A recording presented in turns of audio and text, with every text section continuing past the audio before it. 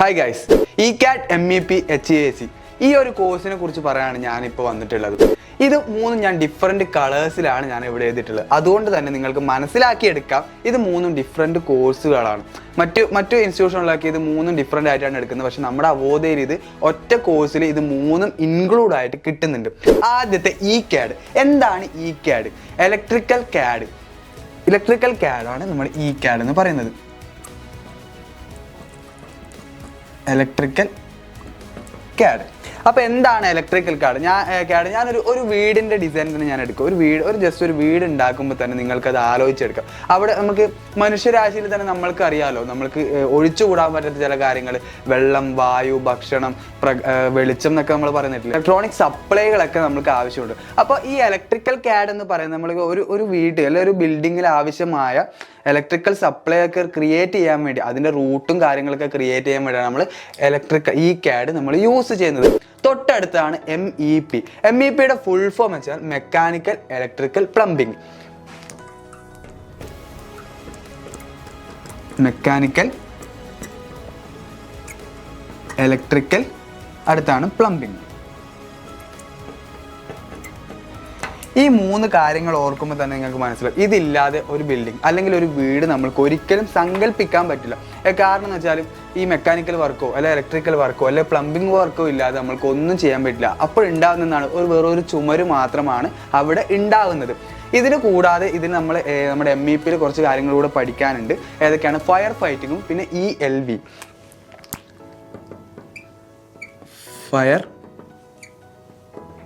ഫൈറ്റിങ്ങും ELV system.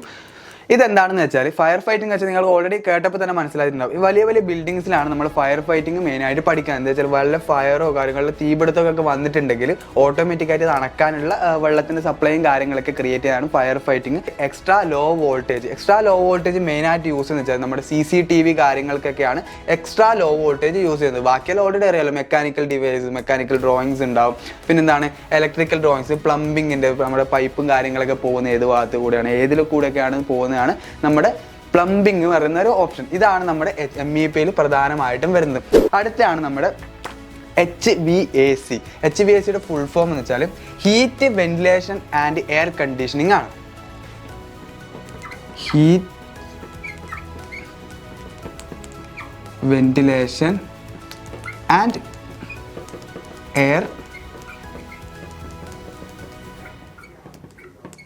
Air conditioning ആണ്.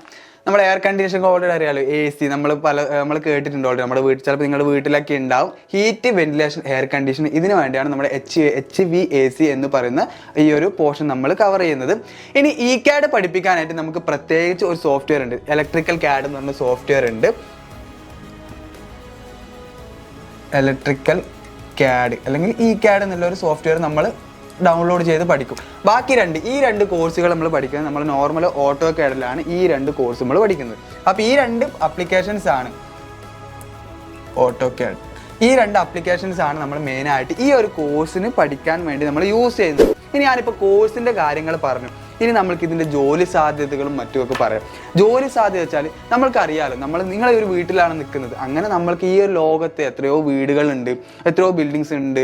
നമ്മുടെ പല ബിൽഡിങ്ങുകളൊക്കെ ഇപ്പം നിങ്ങൾ നിരവധി കാണുന്നുണ്ടാവും. ഓരോ ദിവസം കൂടുന്നതോറും ഓരോരോ ബിൽഡിങ്സിൻ്റെയൊക്കെ ഉദ്ഘാടനങ്ങൾ കഴിയുന്നത്. അപ്പോൾ നിങ്ങൾക്കറിയാമല്ലോ നമ്മുടെ ഈ ലോകത്ത് അത്രത്തോളം ബിൽഡിങ്സും വീടുകളൊക്കെ ഇഷ്ടംപോലെ ഉണ്ടാവും. നമ്മൾക്ക് ഫാക്ടറികളായാലും അവിടെയൊക്കെ നമ്മുടെ ECAD MEP HVAC പഠിച്ച സ്റ്റുഡൻറ്റുകളായിരിക്കും അവിടെ മെയിനായിട്ട് എംപ്ലോയി ആയിട്ട് വർക്ക് ചെയ്യുന്നത്. കാരണം അവർക്കറിയാം ഇതെങ്ങനെയാണ് ചെയ്യേണ്ടത്, അവരെ ട്രെയിൻ ചെയ്യിപ്പിച്ചിട്ടുണ്ട്. അപ്പോൾ ഈ ഒരു മേഖലയിൽ ജോലി സാധ്യത വളരെ ഏറിയ ഒരു കോഴ്സാണ് നമ്മുടെ ECAD MEP ആൻഡ് HVAC. ഒരു തുടക്കക്കാരന് എത്രയാണ്? 2 lakh to 4 lakh വരെയാണ് പെർ ആനം. ഒരു വർഷം 2 ലക്ഷം മുതൽ 4 ലക്ഷം വരെയാണ് ബേസിക് സാലറി വരുന്നത്. ഇതൊരു തുടക്കക്കാരൻ്റെ സാലറിയാണ്. ഒരു 2-3 വർഷം എക്സ്പീരിയൻസ് ആയ ആൾക്ക് 10 lakh മുതൽ മുകളിലോട്ട് വരെ കിട്ടാൻ ചാൻസ് ഉണ്ട്. അപ്പോൾ അത്രയും ജോലി സാധ്യത ഏറിയ ഒരു കോഴ്സ് കൂടിയാണ് ECAD MEP ആൻഡ് HVAC. ഇതിൻ്റെ ബേസിക് ക്വാളിഫിക്കേഷൻ എന്ന് പറയുന്നത് ഡിഗ്രിയോ BTechോ അങ്ങനെ മുകളിലോട്ട് ഡിപ്ലോമയോ ഒന്നുമല്ല. ബേസിക് ക്വാളിഫിക്കേഷൻ എന്ന് പറയുന്നത് +2 മാത്രമാണ്. +2 മാത്രമാണ് ഇതിൻ്റെ ബേസിക് ക്വാളിഫിക്കേഷൻ. അതും ഈ ഒരു ബാക്ക്ഗ്രൗണ്ട് വേണമെന്ന് ഒരു നിർബന്ധമില്ല. ജസ്റ്റ് നിങ്ങൾക്ക് കുറച്ച് കമ്പ്യൂട്ടർ നോളജ്, പിന്നെ ഇത് പഠിക്കാനുള്ള ഒരു ആഗ്രഹവും, പിന്നെ ആ ഒരു ഇൻട്രസ്റ്റ് കൂടി ഉണ്ടെങ്കിൽ നിങ്ങൾക്ക് ഈസി ആയിട്ട് ഈ ഒരു ECAD MAP HAVC പറഞ്ഞ കോഴ്സ് പഠിക്കുകയും ചെയ്യാം.